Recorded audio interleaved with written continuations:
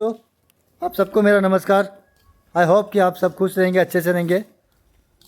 मैंने अभी वैष्णो देवी माता का दर्शन पहले किया और भैरव नाथ जी का भी दर्शन हो गया मैं। अच्छा हो गया। मेरे पीछे भी दो जन चल रहे हैं, एक तो मेरी बहन है, एक मेरी साली जी है और एक मेरा छोटा बेटा आगे देखो चल रहा है। तो अच्छा दर्शन हो गया, भैरव नाथ जी का भी हो गया, वैष्णो देवी जी का भी हो गया, माता का हो गया। बहुत बहुत है, बहुत ऊपर है।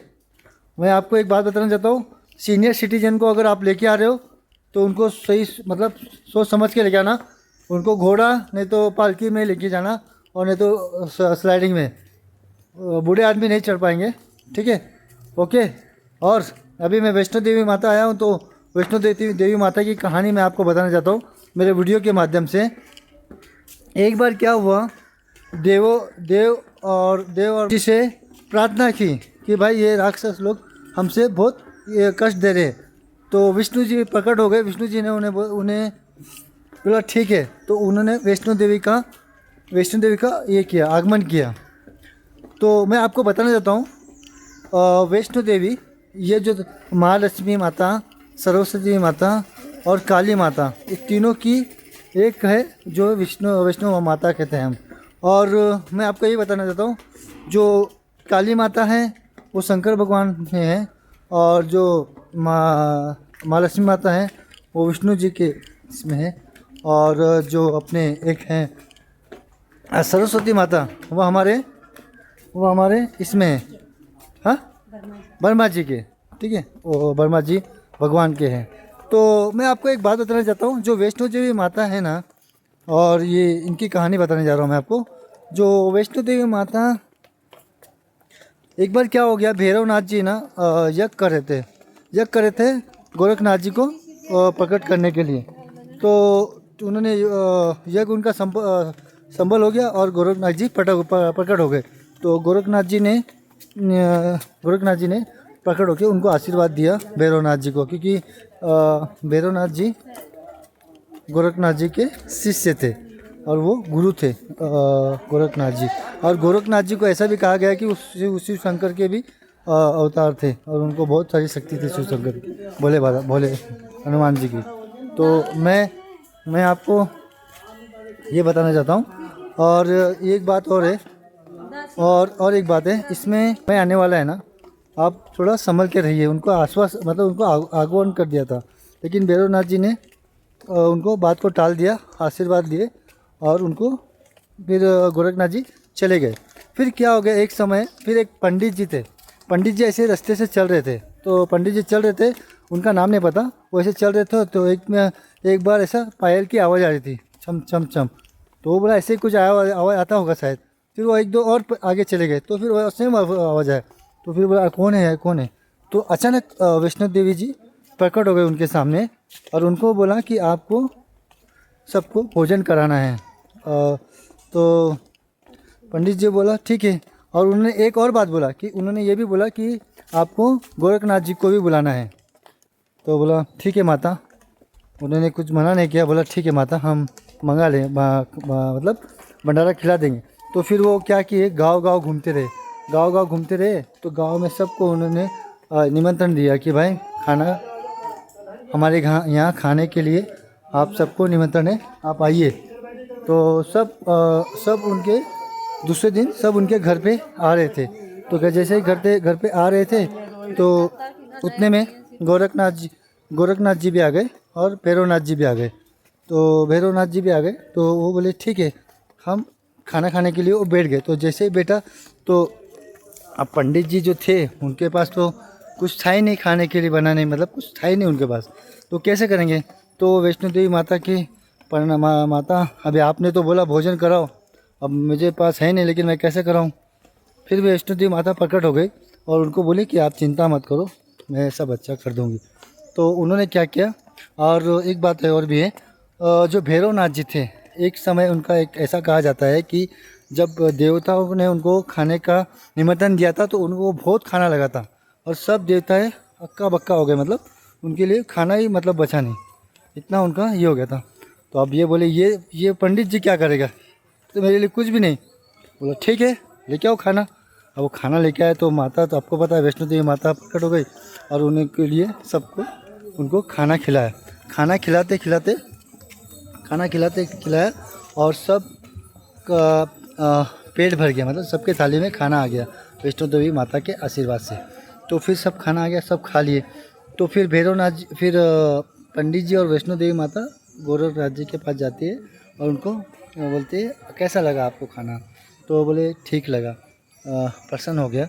और गोरखनाथ जी तो वो ज्ञानी इंसान थे, वो तो बहुत बड़े इंसान थे, वो तो इनको माता को देख के समझ गए थे। फिर बोले ठीक है। उसके बाद में वो चले गए, वैष्णो देवी माता इतना बोल के वो चले गए। फिर उसके बाद में भैरवनाथ जी बोले अरे ये माता कहाँ चले गए, मैं इनका पीछा करूँगा और मैं इनके पीछे जाऊँगा। तो जो गोरखनाथ जी थे वो बोले आप मत जाओ, आपको मैंने पहले का आश्वासन दिया था कि आपका काल कुछ तो आपका समय ख़राब चल रहा, आप मत जाइए। तो भैरवनाथ जी ने माना नहीं, बोला नहीं मुझे जाना है और मैं जाना चाहता हूँ। तो फिर भैरवनाथ जी ने भैरवनाथ जी ने बोले मुझे आज्ञा दो। तो गोरखनाथ जी ने बोले ठीक है आप जा सकते।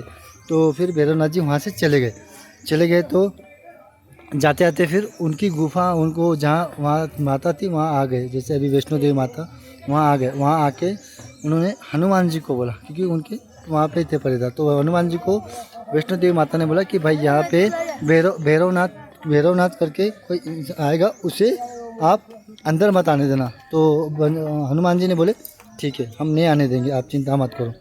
तो फिर वो बोले नहीं आने दूंगा। फिर वो भैरवनाथ भी कोई कम नहीं था, बहुत ज्ञानी और बहुत बलवान था इंसान। उन्होंने हाथ मिक्स के देखा कि वो वैष्णो देवी माता कहाँ है। तो उनको वो गुफा दिखा, मतलब वो माता एक गुफा में है इस पहाड़ में। तो वो वहाँ फटक से मतलब प्रकट हो गए वहाँ। फिर उन्होंने हनुमान जी बोले आप कहाँ जा रहे हो, बोलता है मैं अंदर जाना चाहता हूँ गुफा की तरफ। तो माता बोली क्यों, मैंने अपना हनुमान जी बोले क्यों नहीं, हम नहीं जाने देंगे आपको, मतलब नहीं जाने दूंगा। तो वो गोरखनाथ जी बोले आप कौन होते हैं मुझे मना करने वाले, मुझे तो देवताओं का आशीर्वाद है, दानों का आशीर्वाद है, आप मुझे ऐसा मत बोलिए। तो बोले ठीक है, बोला ठीक है नहीं जा सकते ना। तो बोला ठीक है। तो फिर क्या हो गया, फिर वो बोले नहीं माने। फिर उन हनुमान जी और गोरखनाथ जी में हनुमान जी और भैरवनाथ जी में युद्ध हुआ। तो युद्ध होने के बावजूद हनुमान जी उनको बहुत मतलब वो युद्ध बहुत हो गया, समय हो गया था।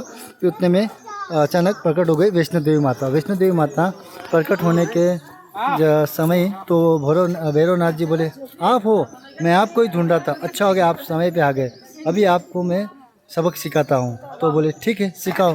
तो वैष्णो देवी माता ने अपना त्रिशूल निकाला और त्रिशूल उनके पास छोड़ा। तो उनका जो गर्दन था वो मतलब जो उनका शीश था वो कट के वहाँ पे चला गया, मतलब एक पहाड़ पे चला गया।